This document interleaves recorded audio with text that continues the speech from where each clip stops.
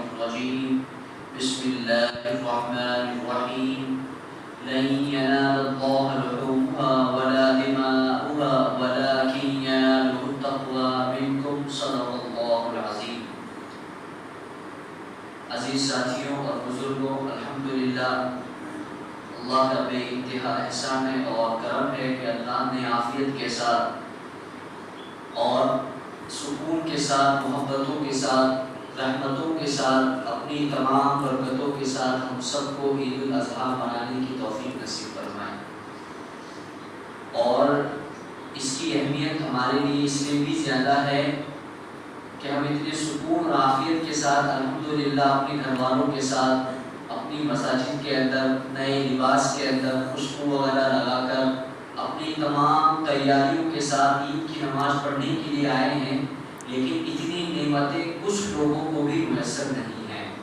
بہت سارے لوگ ایسے ہیں جنہوں نے نہ عید کے لیے نئے کپڑے پہنے ہوں گے، نہ ان کے گھر میں جو ہے کوئی تیاریاں ہوں گی، نہ یہاں تک کہ انہیں آزادیاں مکمل آزادی کے ساتھ نمازیں پڑھ سکے۔ تو اللہ نے ہمیں جس حال میں ابھی خوشیاں نصیب فرمائی ہیں، اس پر جو ہے لاکھوں کروڑوں شکر ادا کیا جائے کہ الحمدللہ یا رب آپ کا فضل ہے کہ آپ نے سکون اور عافیت کے ساتھ ہمیں عید الاضحیٰ کی خوشیاں نصیب فرمائی ہیں۔ دوسری اور خصوصی بات کہ ہم سب جانتے ہیں کہ الحمدللہ آج عید الاضحیٰ ہے، عید المبارک ہے، کہ جس میں ہم سب سے زیادہ سب سے اہم فریضہ اللہ تبارک و تعالیٰ کا قربانی ادا کرتے ہیں اور اس کے ساتھ ساتھ عید کی نمازیں ادا کرتے ہیں۔ بہت لمبی چوڑی بات نہیں کروں گا، بس اتنا اچھی طریقے سے سمجھ لیں کہ ہماری دونوں عبادتیں محض صرف اور صرف اللہ رب العزت کو راضی کرنے کے لیے ہے۔ ہماری قربانی بھی اسی لیے ہے کہ اللہ کا حکم پورا ہو جائے اور جناب محمد رسول اللہ صلی اللہ علیہ وسلم کی سنت پوری ہو جائے، اور ہم پر جو ذمہ لگایا گیا ہے، جو ہماری زندگی ضروری قرار دیا گیا ہے، ہماری طرف سے ہمارے جانور کا خون بہہ جائے۔ اور دوسری عید کی نمازیں ہم اس لیے پڑھتے ہیں تاکہ بطور شکر کے ہم اللہ کے سامنے آج کے دن تکبیروں کو بلند کر سکیں۔ اللہ اکبر لا الہ الا اللہ واللہ اکبر وللہ الحمد۔ اور اسی لیے ہم عید کی تکبیروں کے اندر جو ہے عام نمازوں سے ہٹ کر 6 زائد تکبیریں کہتے ہیں۔ میں آپ کو عید کی نماز کا طریقہ بھی بتاؤں گا تھوڑی دیر کے اندر۔ تو بس 2 کام ہمارے کرنے کے ہوتے ہیں، اور تیسرا کام یہ ہوتا ہے کہ آج کا دن، کل کا دن اور پرسوں کا دن جتنا زیادہ ہو سکے آپ چلتے پھرتے اٹھتے بیٹھتے جو ہے تکبیروں کو پڑھتے رہیں، چلتے پھرتے تکبیروں کو پڑھتے رہیں، کہ ان 3 دنوں کے اندر تکبیروں کا پڑھنا سب سے افضل ہے۔ تیسری بات، جو آیت میں نے پڑھا اس کا ترجمہ آسان سے میں آپ کو بتانا چاہتا ہوں۔ 17ویں پارے کے قرآن پاک کی آیت ہے کہ اللہ تبارک و تعالیٰ فرماتے ہیں لَن يَنَالَ اللَّهَ لُحُومُهَا وَلَا دِمَاؤُهَا وَلَكِن يَنَالُهُ التَّقْوَىٰ مِنكُمْ، کہ اللہ نے فرمایا کہ اے لوگوں غور سے سنو، اللہ کے پاس نہ تمہارے جانوروں کا خون پہنچتا ہے اور نہ تمہارے جانوروں کا گوشت پہنچتا ہے۔ اگر کوئی چیز اللہ کے یہاں پہنچتی ہے تو صرف اور صرف تمہارے دلوں کی نیت اور تمہارا تقویٰ اللہ کے پاس پہنچتا ہے۔ وَلَٰكِن يَنَالُهُ التَّقْوَىٰ مِنكُمْ، کہ تمہارے دلوں کی نیت کیا ہے بس اللہ کے پاس وہ پہنچتا ہے۔ اس کے بعد کیا ہے؟ خالوں کو صدقہ کر دینا ہے یا پھر استعمال کر دینا ہے اور اپنے گوشت کو استعمال کر لینا ہے۔ تو پتہ یہ چلا کہ قربانی کے اندر اصل اور صرف ہماری نیتیں ہیں۔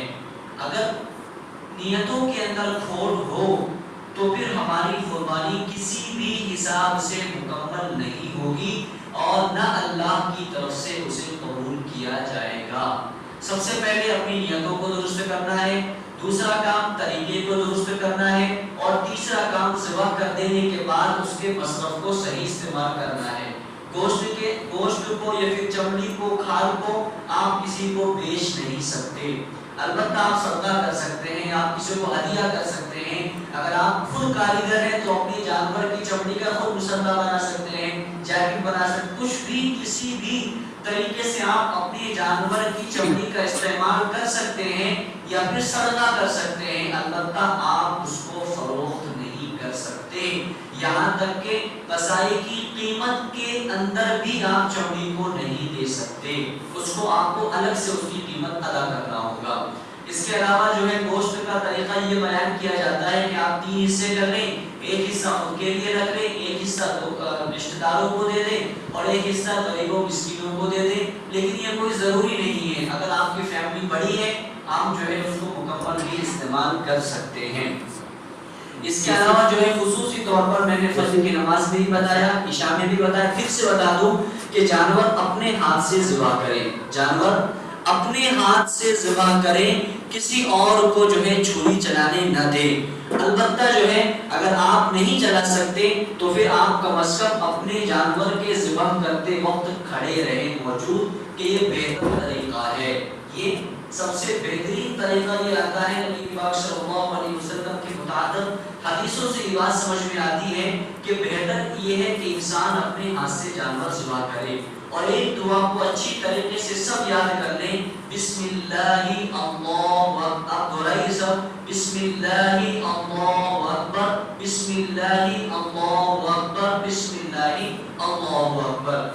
آپ کوئی اور دعا پڑھیں یا نہ پڑھیں، کسی کو یاد ہو نہ یاد نہ ہو، لیکن اس دعا کا پڑھنا ضروری ہے، اس کے علاوہ جانور جو ہے صحیح طور پر ہمارا ذبح نہیں ہوگا۔ اور اس کے ساتھ ساتھ ایک اردو کے الفاظ آپ اچھی طریقے سے سمجھ لیں، آپ اس کو ذبح کرتے ہو اپنے عون کے حساب سے، آپ جس لینگویج میں بھی جانتے ہو اس الفاظ کو پڑھ لیں۔ وہ الفاظ یہ کہ یا اللہ میں اس جانور کو ذبح کر رہا ہوں میری طرف سے قربانی کے حساب سے، اپنا نام لے لیں اپنے بھائی کا جس کی بھی قربانی کر رہے ہیں، کہ یا اللہ میں اس جانور کو خدا کی طرف سے قربانی کے حساب سے ذبح کر رہا ہوں، آپ اس قربانی کو قبول فرما۔ اگر آپ اتنی بھی دعا پڑھ لیتے ہیں تو ہمارے لیے کافی ہو جائے گا، اور اس کے بعد بسم اللہ اللہ اکبر کہہ کر جانور کو ذبح کر لیں۔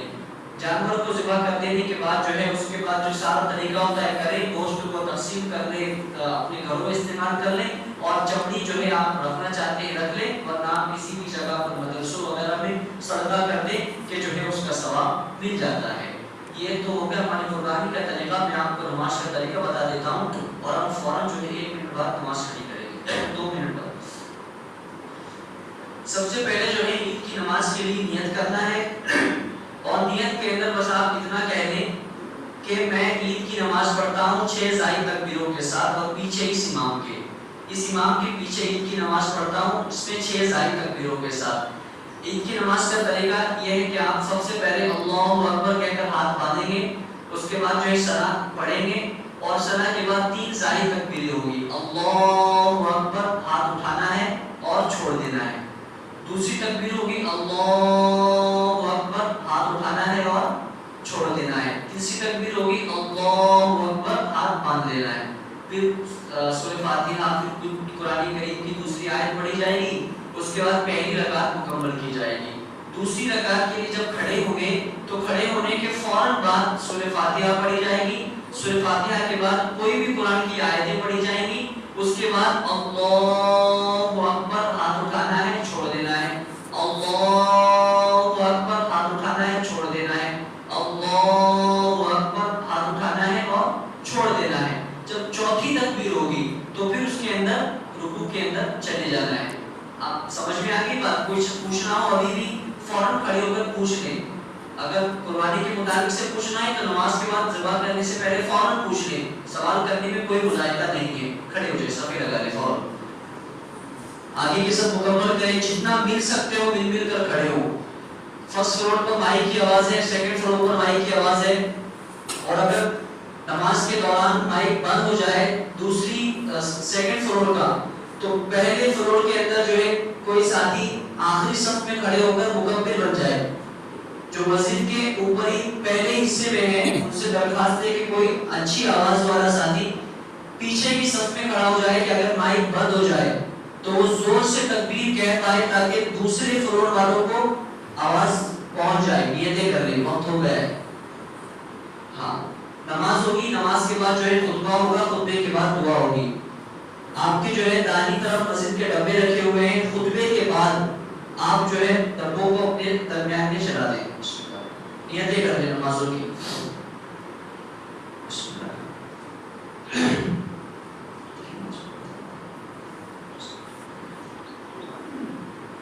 اللہ اکبر.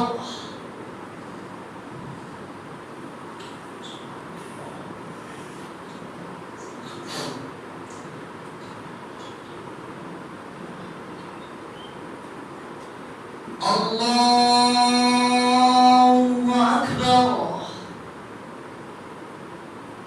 اللہ اکبر. اللہ اکبر. الحمد للہ رب العالمین الرحمن الرحیم مالک یوم الدین ایاک نعبد وإیاک نستعین اهدنا الصراط المستقیم صراط الذین أنعمت عليهم غير المغضوب عليهم ولا الضالين.